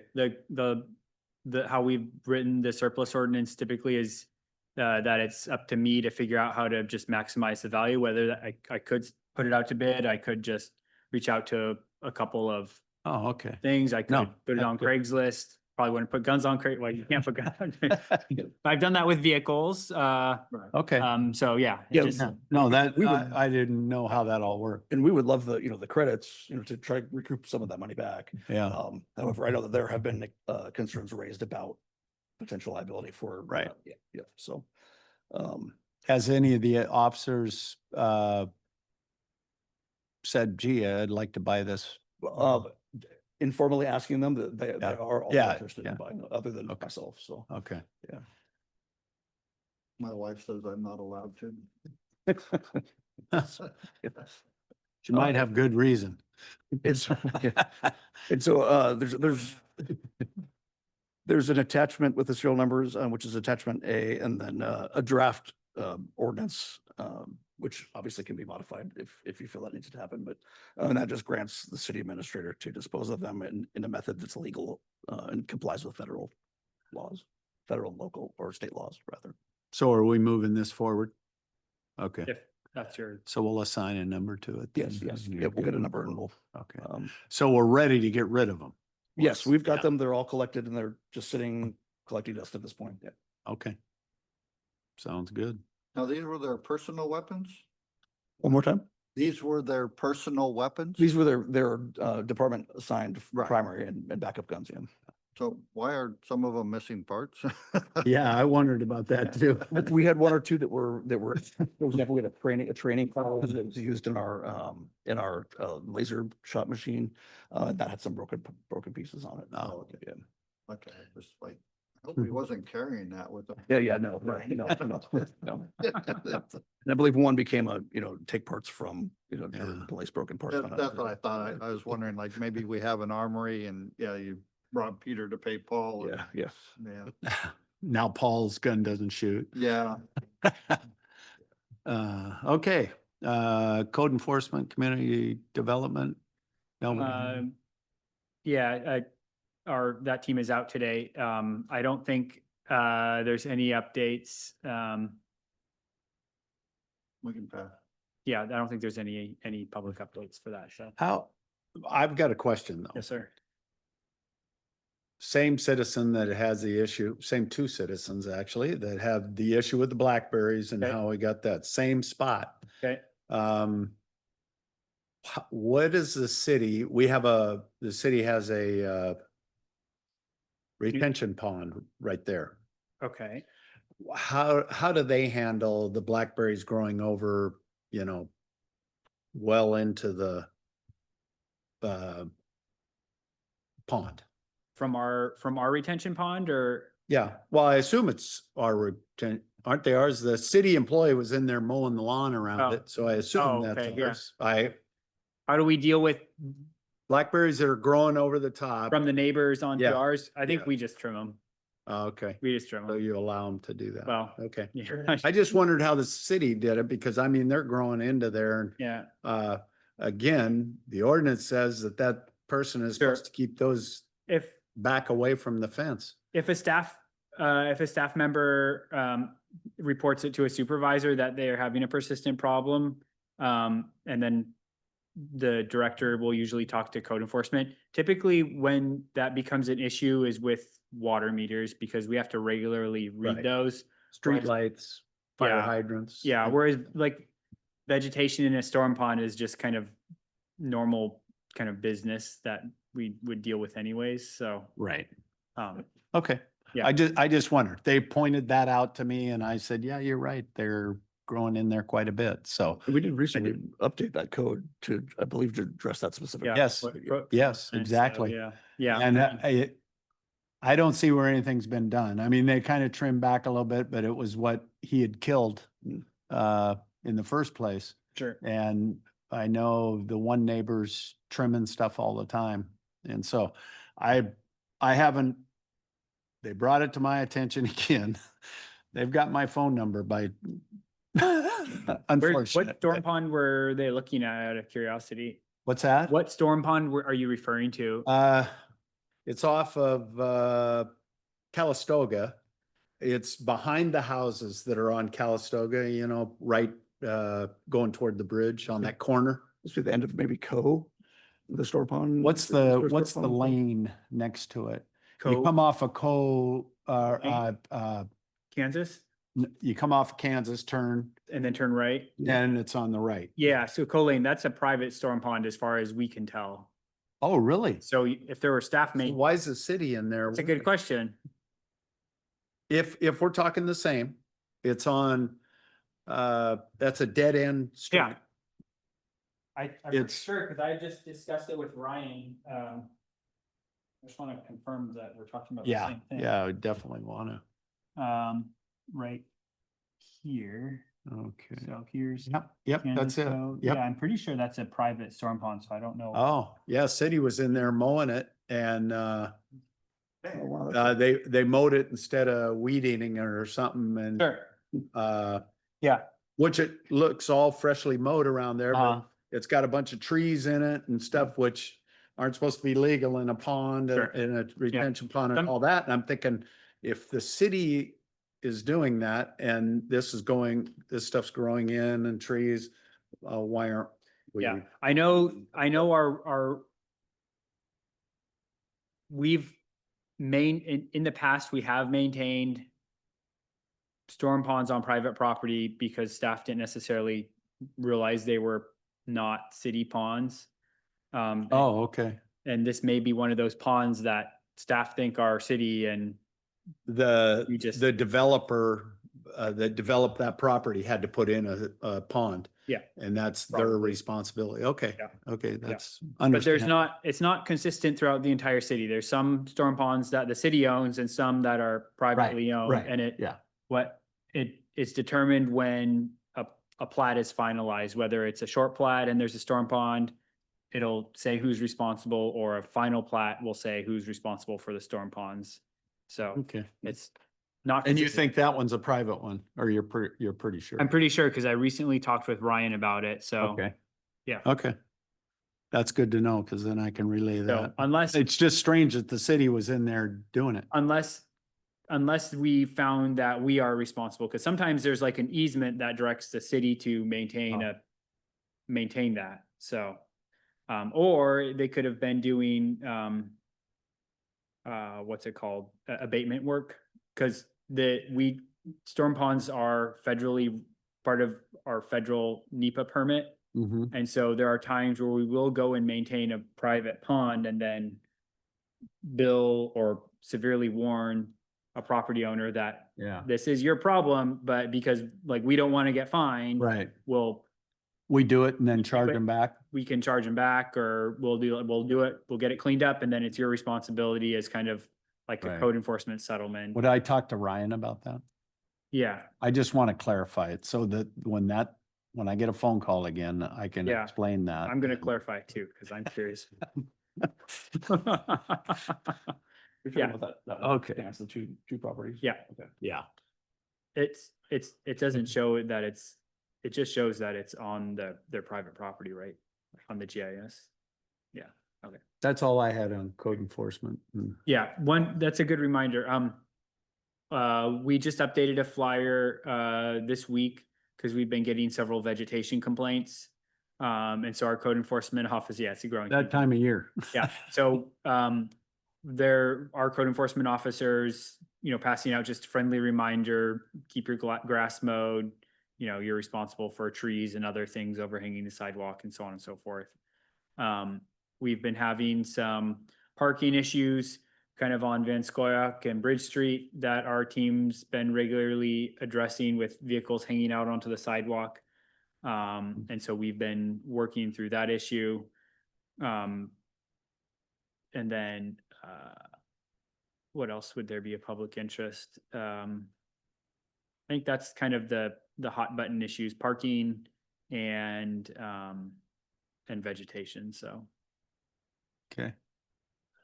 Lots of vegetation. Yeah. Might take a look at the corner of Ames and Rydell. On the east side. Or there may or may not be parking issues as well. Pardon me? Or there may or may not be parking issues also. Well, I noticed yesterday a car that I was going to talk to Kim about has suddenly disappeared. Okay. But there's another one on I know that's a general. Hardtack, or no, Hansberry, just north of Williams. Okay. And he's got 8 beer tabs on the side of the van. Okay. Beer He's taps, been sitting, pardon me? beer taps? Yeah. Oh, Yeah, they're not hooked up to anything, otherwise I would have been I helping. was gonna say, did you try them out? Or? A choice of 8 there, but he's been parked there for I don't know how many months, but, so. Okay. Maroon Ford van, so. On, what do you say it's on? Hansberry, Very just north. Hansberry, just north of Williams. As soon as you make that left, you'll see the van. Anything else on code enforcement, community development? No. Okay. Council goals, Title VI progress update. So 6, I just wanted to give an update because it just kind of disappeared. I know that we were going to move it to study session last time. However, I forwarded it to the city attorney for her final review, and that's what I'm still waiting on, Okay. hearing back from her. So that's the holdup on that. Yeah, I was Okay. wondering why it wasn't in study session last. Yeah. We're missing Yeah, something. she was a little Yeah. busier than I had. It's like, well, it must not have been, okay. Yeah, than I expected. So Okay. School zone.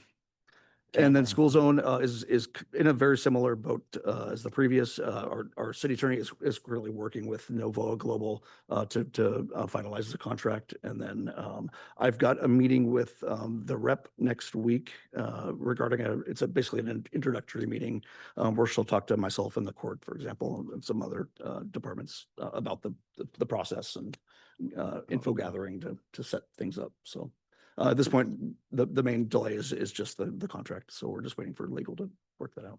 Is that just a one-on-one meeting? Yes, yeah. That it would be. Yeah, they were at the conference last week. Okay. I didn't get a chance to talk to them though. But Huh, I missed them. yeah, they were. I in didn't the see it big either. hall. They were- Yeah, yeah. Yeah, In the, where they had the breakfast stuff? yeah, In where the vendors were? yeah. Wow. I didn't see him either. I didn't see him either. I went around to One of every the one of them. corners. Hmm. Huh. Yeah, I saw them. I meant to go talk to them and you know how that is. You're Talk to someone walking else halfway instead. there and somebody. So, okay. Police staffing, study funding. And that is just a marker to track that item. Yeah. Yeah. So We're still You're just working on making that in the sure. finance, that we're still We away don't forget from about doing it. that. Exactly. Yeah. I think we're doing staffing next, right? Yeah, we're doing non-repped wages next week is Okay. what we're gonna be talking about. So, but that one's gonna just be folded into the budget, so. Right. Well, it's all kind of getting folded Well, into the yeah, budget. I mean, everything's getting, yes. Hopefully, that's the whole idea. of that. You're right, you're right. Okay, request for new business. Not hearing none? No. Okay. I've got a couple things that I just want to bring up. Number one, there seems another citizen has issues with fire department. Where does the city stand with the fire department? Are they part of the city or are they just in the city? And so everybody thinks they're part of the city. They're their own legal entity that has their own council effectively. I think they're, what are they called? Board or Commissioner. commissioners, thank you, fire commissioners. Oh, fire commission. We're now, yeah, and we're now part of Central Pierce Fire and Rescue. Right? And I'd have to look at their website, but I suspect they meet up on South Hill off of probably like 39th and where their headquarters building is. Okay. So if they've got issues with the fire folks, that's where they need to go, because I Okay, mean, good. it's like I'm not in charge of the school or I wanted to clarify that because I keep getting the same thing Yeah. and Yeah, especially if they're- nothing ever gets resolved on his side and I don't know where to send him, but now I know where to send him. So I can just say that because he seems to think that it's associated with the city and that the city's not doing anything. And I told him last time, I don't think we're associated because I know they're part of Pierce County Fire and Rescue Yeah. now. And so, Yeah. but I wanted to clarify that. Yeah. Okay, thank you. you're welcome. And number two, evidently I had these two, let's say, young men, I don't know, age-wise, come to my house wanting to buy a vehicle, giving me a strange story about they came from California, their house burnt down, you know, do you want that car right there? We need transportation stuff. Story got really wild by the time I got done with it. But then I saw on I didn't see it, my wife saw it on something, the town page or something on Facebook or whatever, that there's other residents that these two guys have come to their house several times. 3 or 4 people came on and said, hey, they came to my house too. He wanted to buy my fifth wheel so he could live in something. They were homeless too. Very suspect. I don't know if you've had anybody call or. We very well may have. I have just because I've been off this Right. week, I haven't taken a look, but calls like that are not uncommon. You know, we always, recommend folks if they're trying to sell something, ask for a business license, which they probably won't be able to provide. In which case then just either call the city or call 911 and we can Yeah. go out and contact. those Oh, no, folks. these were, if they were in their twenties, Yeah. maybe 19, 20, 21, 22. Yeah, any suspicious folks that are going door to door, we have no problems contacting and, Yeah. we could oftentimes, find out if they have a permit. Yeah, on Citizens Blotter, that's what on the Ording Citizens Blotter, there was several people that said these same two came to they said they were living with their Aunt Lisa. I don't know any Lisa, but, and they kind of pointed some. But anyway, I wanted to know if you had any reports. Okay. Action items, roundtable review. One more, Oh, one more. one more. Yeah, you brought up something. Sorry. Yeah. Well, you talked about the door to door. So the people that are soliciting door to door, whether it be solar panels or Yep. pest control, Yep, they all need permits from the city, is that? they do. Okay. And Yep. as a citizen, I can ask them for that? Absolutely. yeah. I would suspect, yeah, I mean, you'd ask if they have a business license. So we've been contacted by, interestingly enough, we have one resident that I've been dealing with on and off with a pest control that keeps dropping cards off, even though she has no soliciting signs. And so our code's pretty clear, like even if you have a license to go door to door, if someone has a no soliciting sign, you're required to respect that sign and you're not allowed to approach the door. Otherwise, you're in violation of our code.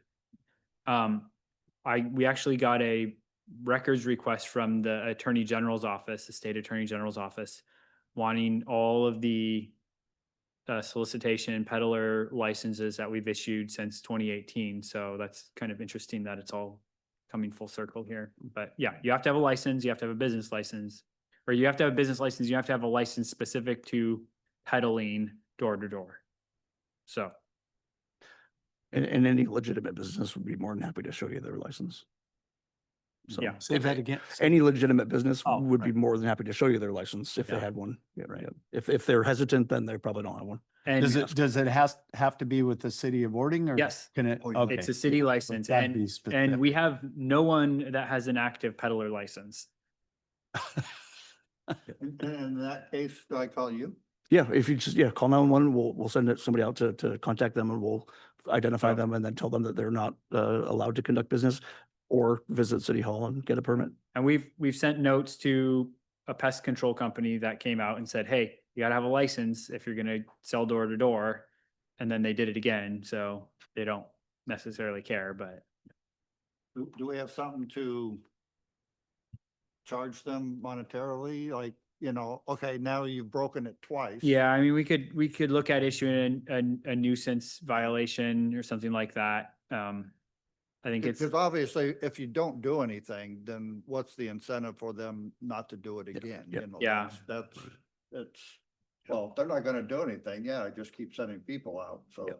Yeah, and our officers have cited folks for, operating with, going door to door without a business license. So it'd just be failure to have a license. yeah, that would be the most efficient way to do it, because the code enforcement, it's pretty much a letter writing campaign from the city. Yeah. There's lengthy appeal processes. But if you call 911, get them cited, that's gonna be the most painful. Yeah, and then that way we could identify them and then we talk amongst ourselves and we know if somebody's going around or if they've already been warned, or, yeah. Exactly. Okay, thanks. Yep. Okay. Got it all? Got it all. Any final comments? Or was that it? That was it. That was it. Okay, we're moving the equipment surplus forward. Yep. The 7.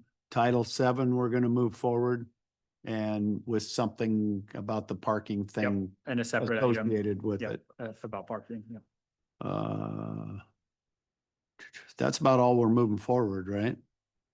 Cause the rest was just updates and Yeah. stuff. I don't see anything else moving forward. Parking separate moving forward, 5 is moving forward and then, Title Title VII. VII, moving seven. forward. Title VII. 7 parking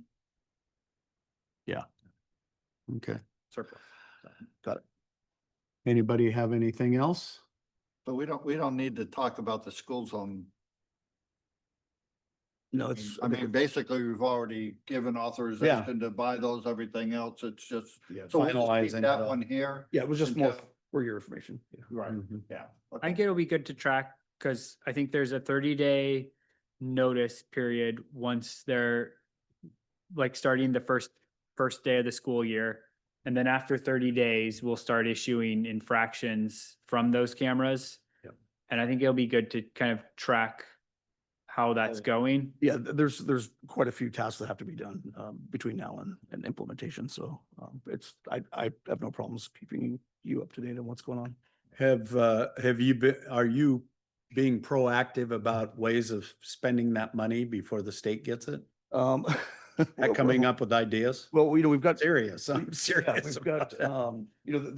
there's going to be some, extra staff time, with processing, Mhm. so extra staff time with the court. So I'm thinking that will take up a big chunk. of that. Yeah. Absorb a bunch of it. Good, good. I think for the first 2 years, we don't have to turn anything over to the state, right? First 2 years. First 2 years, yeah. So we'll try to, In that 2 years, we'll And then- fine and tune. then we can use whatever's left over on safe routes to school, street safety Right, projects. So we've got, ADA ramps, we've got, we're gonna have a safety action plan that the Public Works just looked at yesterday. We've got sidewalks that we can replace that are, have aged out. Unsafe, yeah, Yeah, so Good, I think, good. we'll have, we'll be able to implement a couple plans that currently aren't funded, so Good, it'll be good. good. Good to hear. Until that revenue probably drops off and people realize they don't like getting tickets. Good. Now, on that first 30 days, once the camera goes in, has Yeah. it been determined what we're gonna set that at? Oh, the maximum speed. Right. I would say, it's completely up to you. I mean, it doesn't matter. There's two ways of looking at it. You can either set it extremely low, like 1 mile an hour over, if no one gets going to be warnings. So you get the word out versus, Mhm. That's my feeling is like, you almost set it at 20 and just let everybody that went 1 mile over Yeah. to get Yeah. the notice that, Right. hey, you're not being charged, but we've got new We're cameras in watching. place. Right. that's a good question. I will bring that up with Heidi, our rep, just to find out if there's any additional costs for having more being mailed out, because, they pay for those. Right. those I mean, volume there's a areas. cost associated with just whether Okay. there's a ticket involved or not. Yeah. There's a lot of money going out there, so. I would also say there's natural variances in, what looks like 20 miles an hour on your speedometer could be 22, 23, or it could be 17 or something. So I think, talking with Novo Global and seeing what they think, Right. And there should be other warning as well. There'll be new, signs that say, speed zone, speed cameras ahead. Those are all required by law. So those will be up with, flags on them to Right. notify Well, drivers that they're there. That speed thing can get off really easy. I'm replacing the power control module on my granddaughter's pickup. And if you don't flash into that control Yeah. module, the size of the tires, it throws your speedometer off, your mileage indicator. It's insane if you But what don't if- put the information in there right. yeah. But what if you do it right and like tires are overinflated or underinflated? Yes. Or, that's going to all impact. It's crazy. My GPS always shows me doing lower than what my speedometer shows. Oh, that's what you think. The other thing on that, Chief, you and I were talking, cause I got a camera notification. See? But- He but- thinks but- he's going slower, but he gets camera. Oh, no, notification. I knew I was, I was Yeah. 70, I know I was, in a 60. But see, Sounds guilty to me. but it was free because it's my first time. Oh. But my car is registered to my wife. My wife's car is registered to me. So she got the ticket. So you're driving an illegal car? So, too? no, she checked the box that she was not driving. Oh.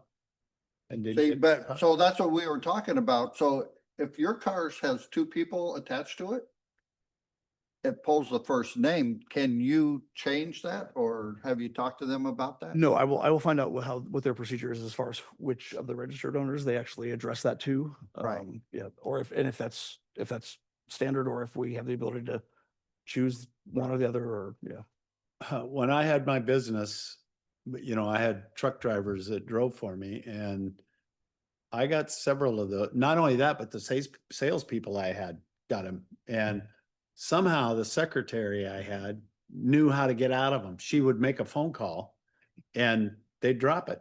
So, and I never really did find out, which was really stupid on my part, what she would tell them to get out of the ticket. I mean, that happened a dozen times. Well, I think in what I read on this one is like, if it is a company vehicle, the company is responsible. Correct. Doesn't matter who was driving it, Yeah, the company is responsible. maybe I paid it and didn't know it. Or maybe, Maybe she paid it and I. I'll take Out of care. my Take care. payroll. maybe they fixed a loophole. Yeah, They like. I don't know what it was, Yeah, but- well, we don't know who was driving it, so then they just dropped it, but now it doesn't matter. The company. well, is we're gonna find responsible. out. Anyway, Anything else? Let's we're good. adjourn. Thank you. All right.